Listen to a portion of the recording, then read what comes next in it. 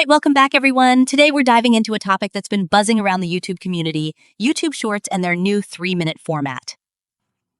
I know, you might be thinking, not another video on this. But trust me, this is super interesting, and I've got some clear data to share that might just blow your mind. So let's get into it. Yeah. I've seen a lot of creators talking about this. So what's the big deal about the 3-minute limit? Like, why now? Sigh. Great question. So the story kicks off with YouTube announcing that from October 15th, creators could upload shorts up to 3 minutes long. Now, before this, shorts were capped at 60 seconds, which was a real challenge for many creators trying to tell their stories. Imagine trying to fit a whole movie into a single tweet. Haha, right. That sounds like trying to summarize The Lord of the Rings in a text message. So did this change actually help creators?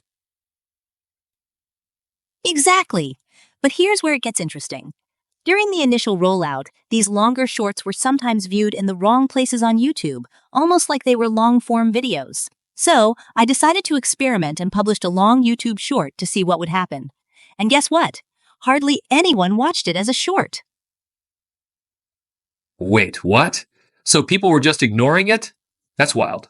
Laughs. Yeah, it was pretty eye-opening. The average view duration was significantly shorter when watched as a short compared to the regular YouTube watch page. And critically, the ad revenue? Minuscule. It was like trying to sell ice to an Eskimo, just not happening. So, like, what happened after the transition? Did things change? Absolutely. On November 20th, YouTube officially stated that all long-form shorts would be viewed as intended in the Shorts feed. And the very next day, my revenue flatlined completely.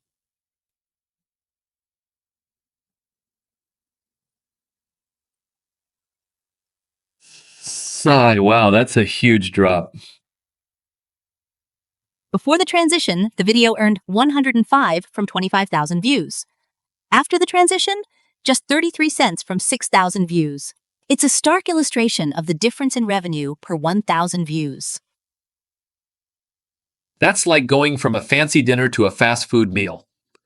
So, what do you think caused that massive difference? Well, it boils down to how a 3-minute video is filmed and presented. I don't think it was a bad decision for YouTube to extend the length, but creators need to be strategic. Just because you have those extra 2 minutes doesn't mean you should fill them with fluff. Right.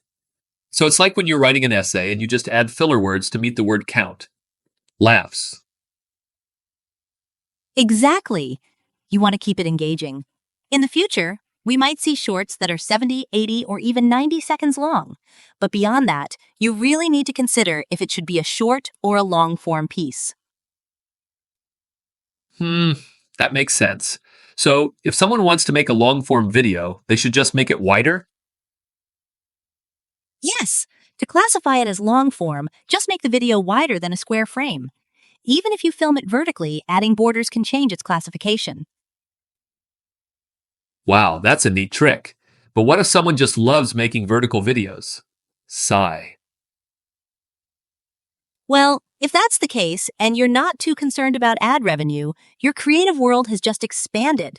You can grow an audience fast with those vertical formats. So it's like a whole new playground for creators. But what about the future?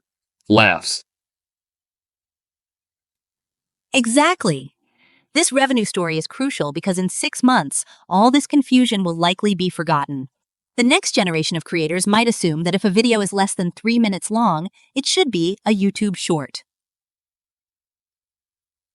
Oh man, that's a bit scary. So what's your advice for them? Sigh. My evidence suggests that especially regarding ad revenue, there might be a better option. Creators need to be aware of how these changes impact their content strategy. Wow, this is super insightful. Thanks for breaking it down. Laughs.